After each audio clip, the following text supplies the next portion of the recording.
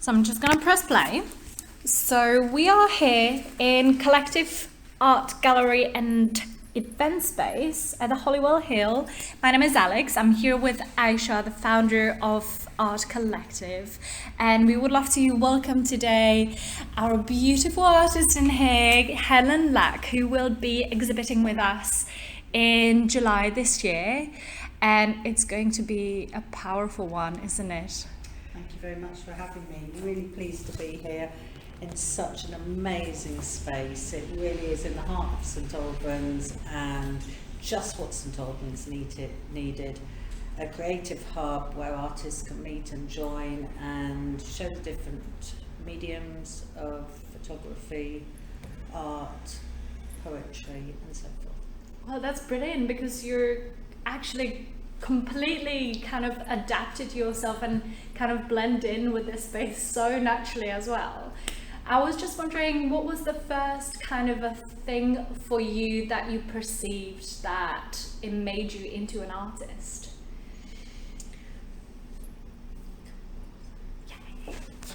Sorry. That's absolutely fine. We'll go back to that. Right, so if you can tell me a little bit more, how did your journey of creativity started? It started in Bedfordshire. I picked up a leaflet, and a lady called Jean Picton, who was to become my mentor at the time, did art lessons in Sandy. So I thought, this sounds really great fun. I really want to pursue my hobby in art. And I contacted them, and a week later I was doing everything in terms of the homework, twice the amount, triple the amount of homework that I should be doing. Became totally immersed and focused. I attended for a year. I was definitely the one that I was told would go off on my own course, would go solo, which is what I did. And in fact, to quote Jean Picton, she said, "You're like a racehorse, you need to let go, or I need to let you go." And then I had a solo exhibition straight after that at the Gordon Theatre in Stevenage, and that was the beginning. I was like a bird then. My wings were ready to fly.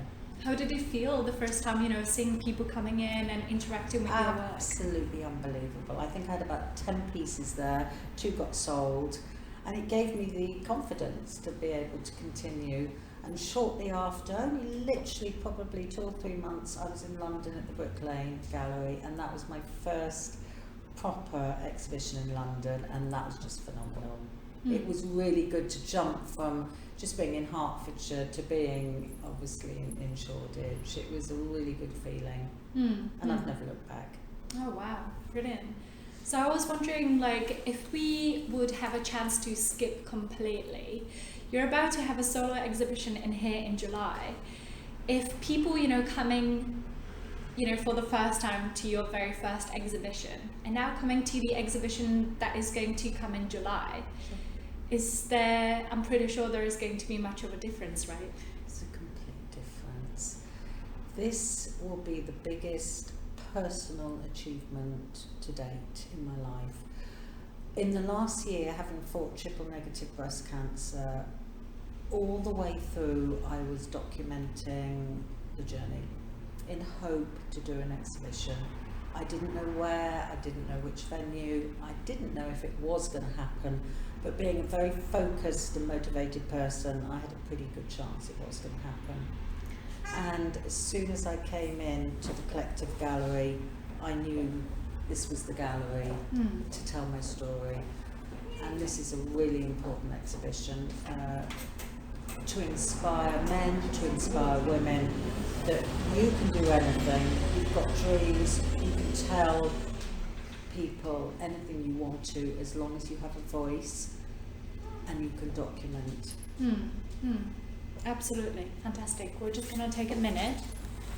I've talked about the personal exhibition. I keep obviously mentioning that this was, so we finished off by saying I knew as soon as I was here at the Collective Gallery this was the place. That's so precious, because I can imagine with basically when it comes to this location, it's definitely more accessible to people that definitely need to learn more about. Absolutely. But also because people that I know who I'm hoping will just come on by, if it had been in London, it would have been, as you say, less accessible. Whereas because it's here, it's easier. Absolutely. Because a lot of the people I know are local, so that helps. So what do you think is like the biggest message of this exhibition coming up in July? I think the message is that you can fight any battle, and as long as you're strong, you can portray that in any medium at all.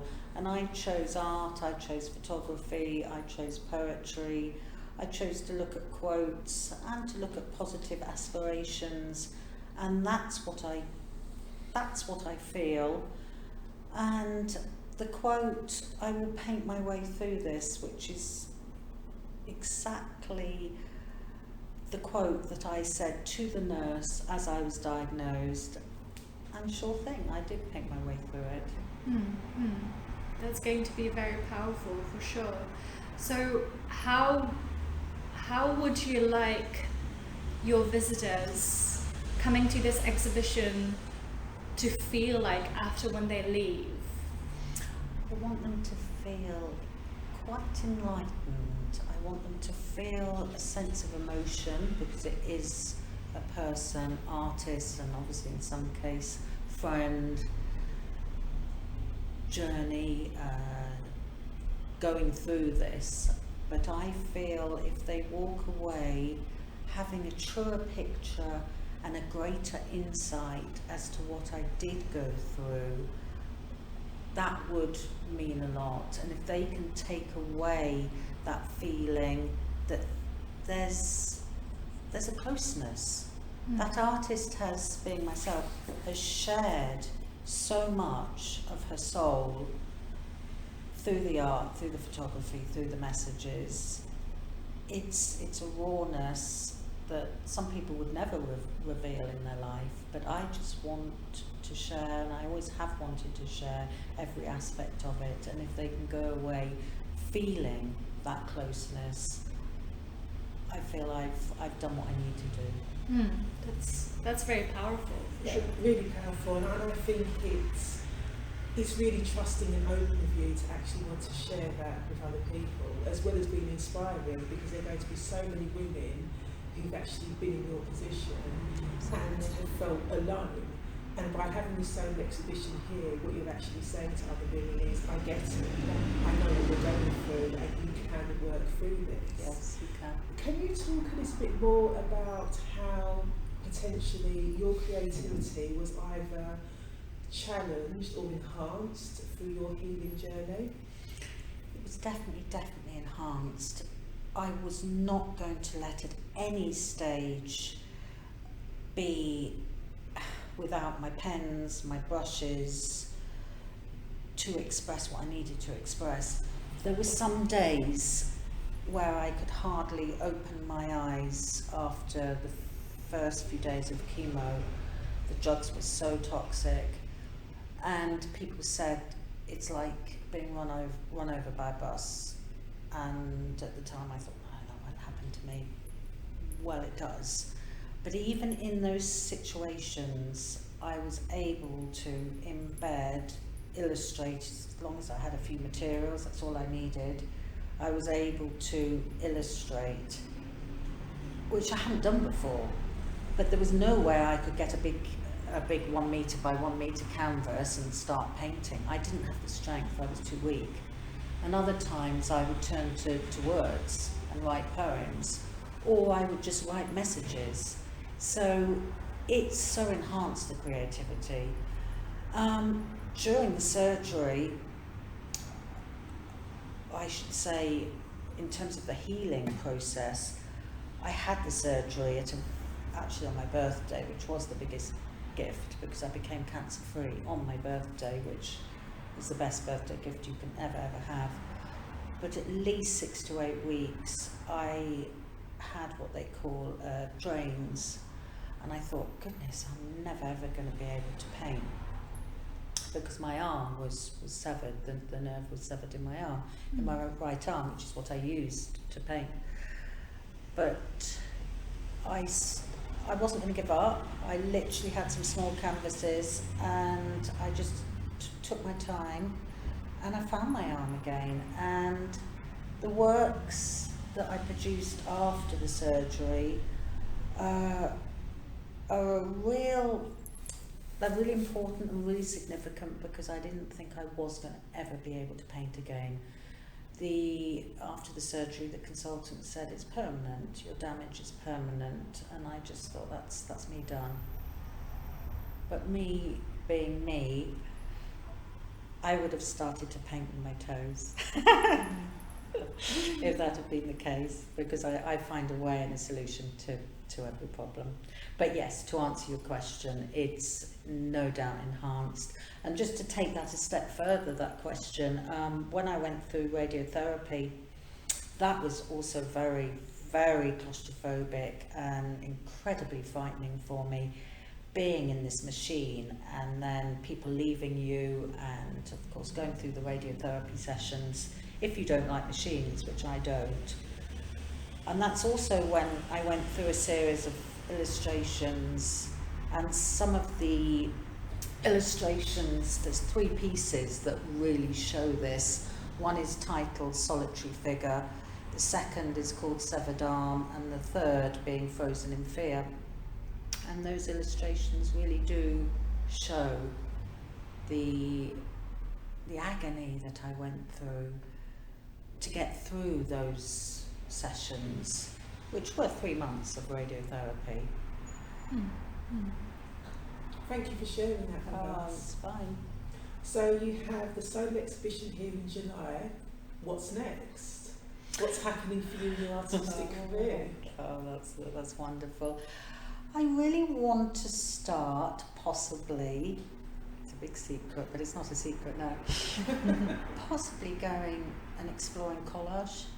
It's something that at the moment I'm tinkering with in the mind. Haven't physically started, but I'm starting to just look at the good of sort of well-known collage artists, and I'm becoming quite intrigued to possibly change up in that style. In terms of art fairs and exhibitions, at the moment I haven't got anything booked, because we're still obviously in this coronavirus. Weird times. Absolutely. Yeah. So, but I think next year that there'll be a lot more booked. Okay. Brilliant. Let me pause that here for. The point, as I said, of just looking at, Yeah. seeing sort of some of what these collage artists, I don't know where I'm going with it at all, but the fact it's in my mind Yeah. as a next, That means something. it does, doesn't it? For sure. So we'll have to see. Absolutely. Oh wow, these are big. Are you still recording? No. Yeah, no, I think it sounds like it was a nice flow.